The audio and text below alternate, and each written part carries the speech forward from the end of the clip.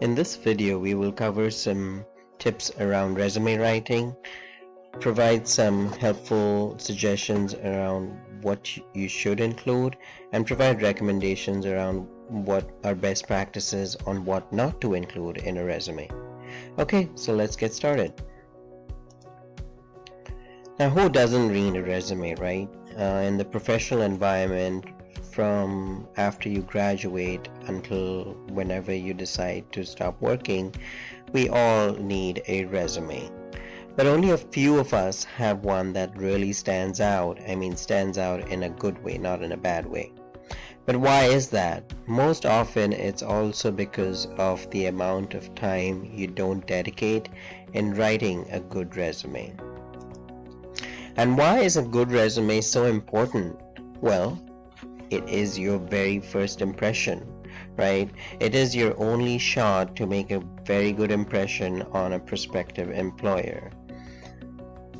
So why don't you give it your best shot? And if you want to give it your best shot, then we have to make sure that we put in our best foot forward. In that sense, we need to make sure that our resume is exceptionally good. Well, and on the downside, a bad resume makes a very bad first impression, and if you already create a bad first impression, chances of you being selected for an interview are very slim. So the choice is yours. Now let's look at some tips for writing a great resume, some do's, right? First and foremost, I cannot stress enough on how important grammar is. Grammar must be perfect. Well, one of the benefits of using Word is you can always rely on the check spelling and grammar feature, which definitely helps you while you are writing your resume with your grammar if you have any questions around it. Another suggestion I would recommend is to keep your resume to no more than 3 pages long, because a long resume is not going to be read all the way. Chances are whoever is reviewing a resume is going to fall asleep after the 3rd page.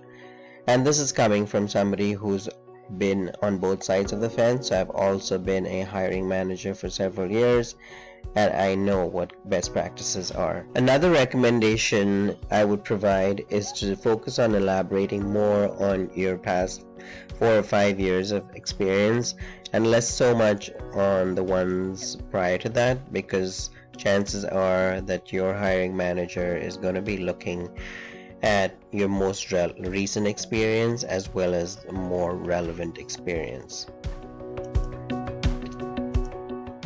A few more tips, right, coming up right now. So highlight your achievements and awards. So if you have received any awards or achievements over the course of your professional career, make sure you mention them. Also, if you attended school and achieved any awards or recognitions, it's good to include them, especially if they're significant and relevant to the job you're applying for. Include any affiliations you may have with any volunteer organizations. Employers love to see that kind of blend where you're not only contributing to work, but you're also involved in other activities, and that makes you stand out for sure. Another good practice is including a link to your LinkedIn profile. Please mention that, and hopefully you all have a LinkedIn profile. If not, I'll be coming up with a video soon to provide you information on how to create a really good LinkedIn profile. Another thing, include language fluency. If you're fluent in more than one language, definitely highlight that, because employers are looking for people who speak multiple languages, especially in this environment where companies are global and they need bilingual or multilingual speakers and professionals. Another thing, please include your education and professional certification half of the first page towards the top. That way it's visible and gets the attention of the hiring manager fairly quickly. Another good practice, folks, is to include a professional summary at the beginning of your resume. Use bullets for each of your work experience. If you're not already doing that, please do so. It definitely helps the employer understand the different areas that you've been working on, especially in a bullet format. Makes it very clear and concise. Also be consistent with your formatting. Now, if you have formatting that looks like this, it's a big no-no. So I would recommend be consistent, and like I have here on the left side, use bullets that are more consistent. Make sure your formatting is the same throughout the resume. Also, whatever content that you provide in your resume, make sure it's relevant to the position you're applying for. For instance, if you're applying for the position of a chef, don't include information that really doesn't relate to cooking, right? Fair enough, common sense, right? But it's very uncommon. All right. And then what are some of the don'ts? All right. Don't include irrelevant information, like I mentioned before. Don't go overboard with any one particular past position, because that doesn't show a lot of consistency either.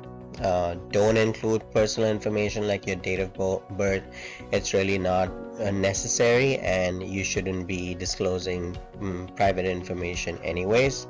And last but not the least, for sure, is do not lie on your resume, because that's not going to get you anywhere in the long run. Alright, please follow these best practices and tips. If you enjoyed watching this video, I would recommend you to subscribe to this channel. We'll have new content coming up shortly. Thank you for watching. Have a great day. Bye.